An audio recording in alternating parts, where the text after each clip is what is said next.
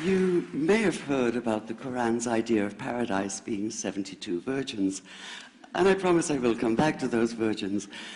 But in fact, here in the Northwest, we're living very close to the real Quranic idea of paradise, defined 36 times as gardens watered by running streams. Since I live in a houseboat on the running stream of Lake Union, this makes perfect sense to me. But the thing is, how come it's news to most people?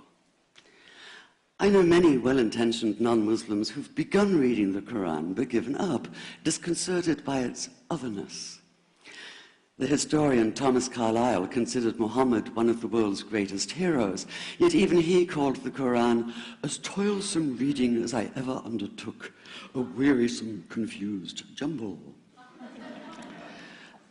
Part of the problem, I think, is that we imagine that the Quran can be read as we usually read a book, as though we can curl up with it on a rainy afternoon with a bowl of popcorn within reach, as though God, and the Quran is entirely in the voice of God speaking to Muhammad, were just another author on the bestseller list. Yet the fact that so few people do actually read the Quran is precisely why it's so easy to quote. That is, to misquote.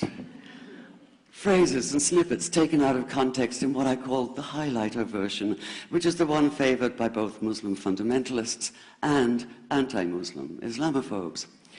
So this past spring, as I was gearing up to begin writing a biography of Muhammad, I realized I needed to read the Quran properly as I could, that is. My Arabic's reduced by now to wielding a dictionary, so I took 4 well-known translations and decided to read them side by side, verse by verse, along with a transliteration and the original 7th century Arabic. Now, I did have an advantage. My last book was about the story behind the Shia-Sunni split, and for that I'd worked closely with the earliest Islamic histories, so I knew the events to which the Quran constantly refers, its frame of reference. I knew enough, that is, to know that I'd be a tourist in the Quran, an informed one, an experienced one even, but still an outsider, an agnostic Jew reading someone else's holy book.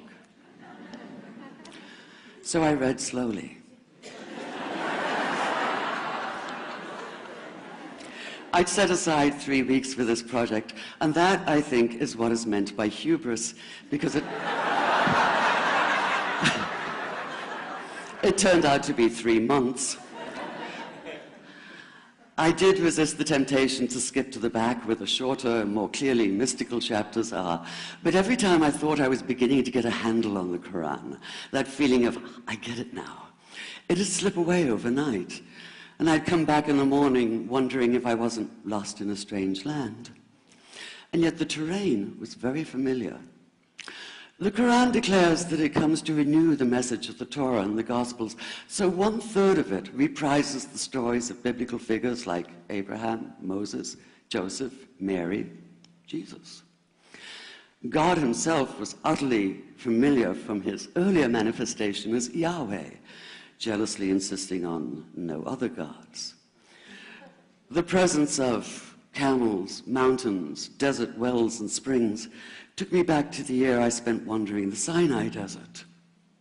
And then there was the language, the rhythmic cadence of it, reminding me of evenings spent listening to Bedouin elders recite hours-long narrative poems entirely from memory. And I began to grasp why it's said that the Quran is really the Quran, only in Arabic. Take the Fatiha, the 7-verse opening chapter that is the Lord's Prayer and the Shema Israel of Islam combined. It's just 29 words in Arabic, but anywhere from 65 to 72 in translation. And yet the more you add, the more seems to go missing. The Arabic has an incantatory, almost hypnotic quality that begs to be heard rather than read, felt more than analyzed. It wants to be chanted out loud, to sound its music in the ear and on the tongue. So the Quran in English is a kind of shadow of itself, or as Arthur Arbery called his version, an interpretation. But all is not lost in translation. As the Quran promises, patience is rewarded, and there are many surprises. A degree of environmental awareness, for instance, and of humans as mere stewards of God's creation, unmatched in the Bible. And where the Bible is addressed exclusively to men, using the second and third person masculine, the Quran includes women, talking, for instance, of believing men and believing women, honorable men and honorable women. Or take the infamous verse about killing the unbelievers. Yes, it does say that, but in a very specific context. The anticipated conquest of the sanctuary city of Mecca, where fighting was usually forbidden. And the permission comes hedged about with qualifiers. Not you must kill unbelievers in Mecca, but you are allowed to, but only after a grace period is over. And only if there's no other pact in place. And only if they try to stop you getting to the Kaaba. And only if they attack you first. And even then, God is merciful, forgiveness is supreme, and so, essentially, better if you don't. This was perhaps the biggest surprise. How flexible the Quran is, at least in minds that are not fundamentally inflexible. Some of these verses are definite in meaning, it says, and others are ambiguous. The perverse at heart will seek out the ambiguities, trying to create discord by pinning down meanings of their own. Only God knows the true meaning. The phrase, God is subtle, appears again and again. And indeed, the whole of the Quran is far more subtle than most of us have been led to believe, as in, for instance, that little matter of virgins and paradise. Old-fashioned Orientalism comes into play here. The word used 4 times is huris, rendered as dark-eyed maidens with swelling breasts, or as fair, high-bosomed virgins. Yet all there is in the original Arabic is that one word, huris.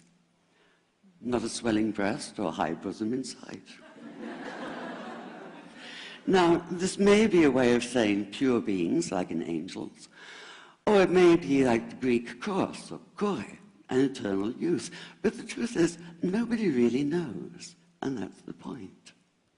Because the Quran is quite clear when it says that you will be a new creation in paradise, and that you will be recreated in a form unknown to you, which seems to me a far more appealing prospect than a virgin.